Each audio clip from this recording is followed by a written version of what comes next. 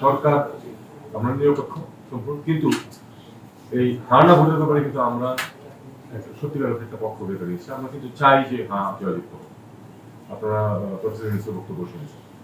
আমরা তো কাউকে বাধ্য করতে পারবো না, কিন্তু আমরা মানুষের প্রতি আহ্বান জানাতেই পারবো, এবং আমরা আহ্বান জানাচ্ছি যে এটার পক্ষে জমি দেওয়া মতামত দেয়।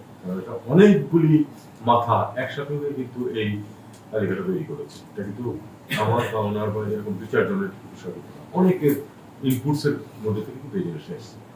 রাজনীতিবিদ সহ প্রত্যেকেই সব বিষয়ে একমত হবে এমন কোনো কথা নেই। সেটাই স্বাভাবিক। আরেকটি গুরুত্বপূর্ণ বিষয় যেটা এই যে প্রচারণার জন্য গুরুত্বপূর্ণ যেটা, সেটা হলো যে কত সংখ্যা বিগত বেশি যারা কোনো ভোট দেয়, খুবই গুরুত্বপূর্ণ। তাদের মতামত কিন্তু আমরা জানি না।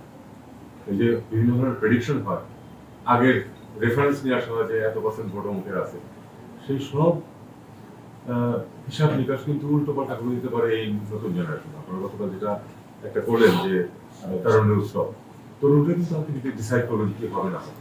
তরুণরাই এই হারানা ভোটেরও আউটকাম অনেকটা ডিসাইড করবে, এবং কারা নির্বাচিত হবে না হবে সেটাও কিন্তু তারা অনেকটা ডিসাইড করবে। কাজে তাদেরকে উদ্বুদ্ধ করা যেন তারা যায় ভোট দেয়।